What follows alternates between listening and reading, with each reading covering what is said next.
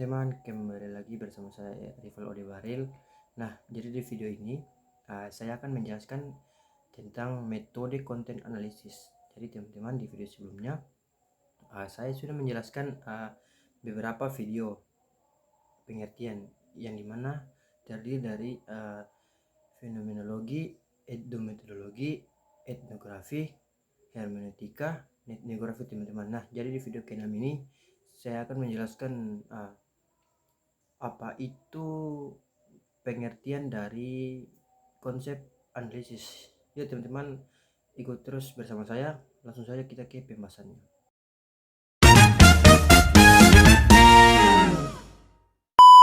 Teman-teman, metode konten analisis ini adalah pendekatan penelitian yang digunakan untuk menganalisis isi teks atau konten dari berbagai sumber seperti dokumen, media sosial, atau situasi web.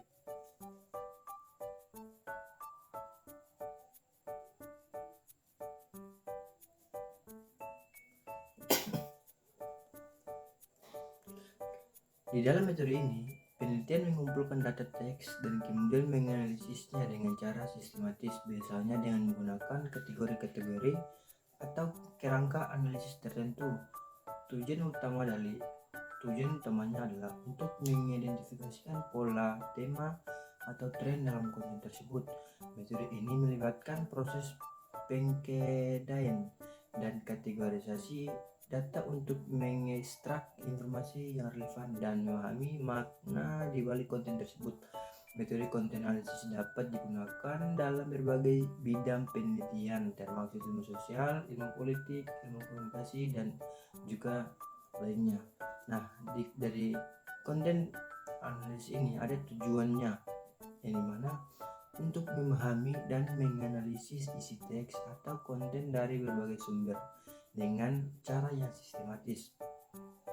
Beberapa tujuan utama dari konten analisis meliputi: yang pertama, memahami pola-pola perilaku atau pandangan dalam teks. Dengan menganalisis konten, penelitian dapat mengidentifikasi pola-pola yang muncul dalam perilaku atau pandangan yang diekspresikan dalam teks. Dan yang kedua, mengidentifikasi tema dan tren. Konten analisis dapat membantu dalam mengidentifikasi tema utama dan tren yang muncul dalam konten tertentu, baik itu dalam media sosial, dokumen, atau sumber lainnya. Nah, yang ketiga, mengevaluasi efek pesan. Penelitian konten dapat digunakan untuk mengevaluasi efek pesan dari kampanye, komunikasi, atau media tertentu. Dan poin keempat, membandingkan dan kontras. Konten analisis memungkinkan peneliti untuk membandingkan dan kontras berbagai jenis konten untuk menemukan perbedaan dan kesamaan di antara mereka. Nah, itu adalah beberapa ciri-ciri. Dan kedua ini manfaat. Nah, yang tadi itu tujuan. Nah, berikut ini adalah manfaat dari konten analisis, yang dimana satu, pengumpulan data yang kaya. Metode ini memungkinkan penelitian untuk mengumpulkan data yang kaya dan bervariasi dari berbagai sumber. Manfaat yang kedua adalah memahami konteks dan makna. Konteks analisis membantu dalam memahami konteks di mana konten dibuat dan makna di baliknya. Nah, manfaat yang ketiga adalah mendukung pengembalian keputusan, yang dimana analisis konten dapat memberikan wawasan yang berharga untuk mendukung pengambilan keputusan dalam berbagai konteks seperti pemasaran, politik, atau penelitian akademik. Nah, yang keempat, fleksibilitas. Metode ini dapat diterapkan dalam berbagai bidang penelitian dan dapat disesuaikan dengan kebutuhan spesifik penelitian.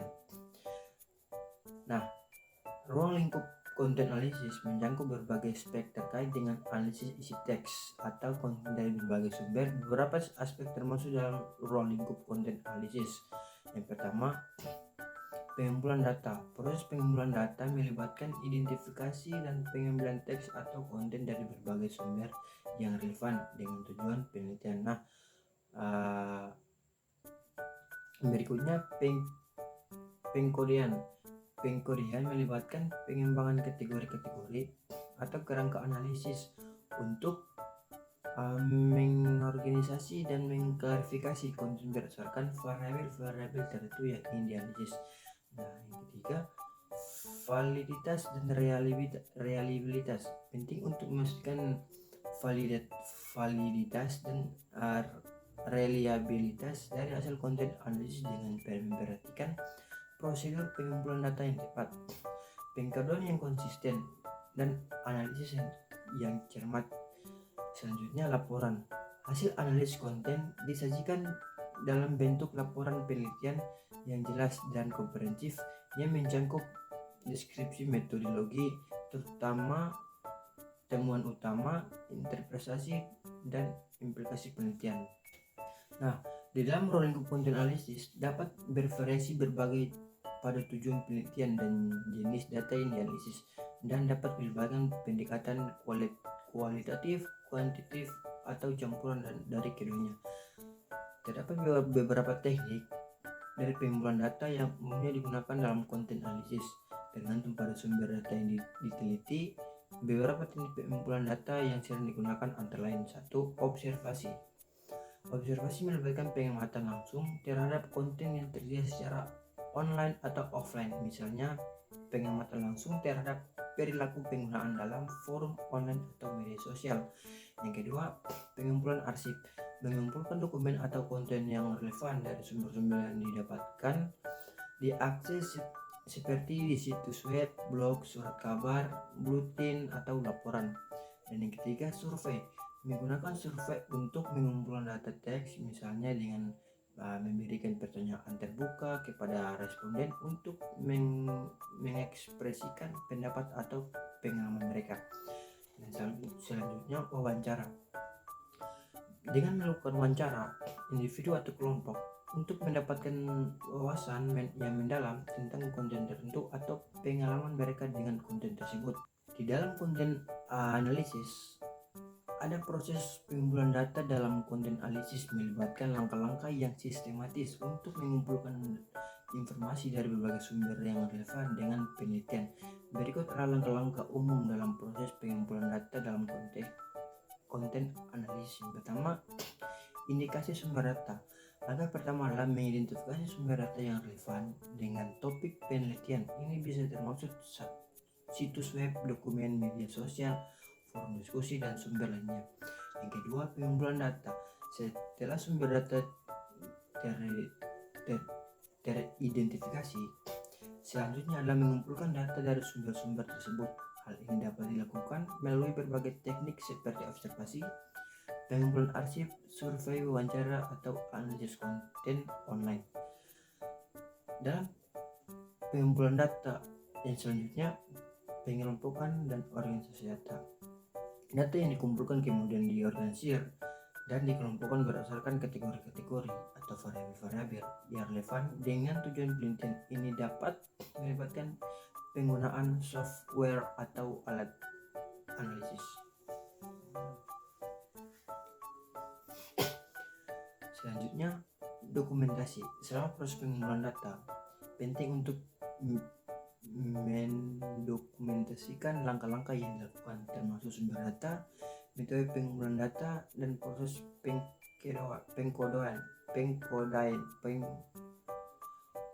Dalam proses pengkodean, dokumentasi yang baik akan membantu menggunakan analisis untuk memastikan transparansi di dalam penelitian. Dalam konten analisis ada proses yang membutuhkan perencanaan yang matang dan disiplin dalam menjalankan langkah-langkah ini telah ditetapkan untuk memastikan kualitas dan keandalan data yang dikumpulkan. Yang pertama, kelebihan konten. Dalam analisis termasuk kemampuan untuk memberikan wawasan yang mendalam tentang preferensi dan perilaku audiens, serta memungkinkan pengambilan keputusan yang lebih baik berdasarkan data. Namun, kekurangannya mungkin termasuk keterbatasan dalam menginterpretasi nuansa dan konteks kompleks dari teks, serta ketergantungan pada algoritma yang bisa dimunculkan bias. Nah, kekurangan konten analisis ialah termasuk kesulitan dalam menangkap nuansa atau konteks yang kompleks serta potensi terjadinya bisa dalam interpretasi data. Selain itu, penggunaan algoritma yang kurang tepat dapat menghasilkan hasil yang tidak akurat atau tidak relevan. Sebagai contoh, konten analisis dapat digunakan untuk menganalisis sentimen dari ulasan produk di media sosial atau platform e-commerce untuk memahami bagaimana konsumen merespon produk tertentu. Analisis ini dapat membantu perusahaan untuk memperbaiki produk mereka atau meningkatkan layanan pelanggan berdasarkan umpan balik yang diterima. Nah, dari penjelasan di atas, saya menarik kesimpulan bahwa analisis konten atau konten analisis itu adalah alat yang kuat untuk memahami preferensi, perilaku, serta pandangan dari audiens atau pengguna tertentu. Meskipun memiliki kelebihan dalam memberikan wawasan yang mendalam, kita juga perlu mempertimbangkan kekurangannya, seperti keterbatasan dalam menangkap nuansa dan risiko bias dalam interpretasi data. Dengan pemahaman yang tepat tentang kelebihan dan kekurangan konten analisis ini dapat menjadi alat yang berharga dalam pengambilan keputusan dan pengembangan strategi. Nah teman-teman, itu penjelasan singkat dari saya mengenai tentang konten analisis. Selanjutnya, jika teman-teman ingin mengetahui lebih dalam, teman-teman bisa share ke Google atau YouTube atau media sosial lainnya untuk mengkaji lebih dalam apa itu konten analisis. Sekian dari saya. Sampai jumpa ke video selanjutnya. Wassalamualaikum warahmatullahi wabarakatuh.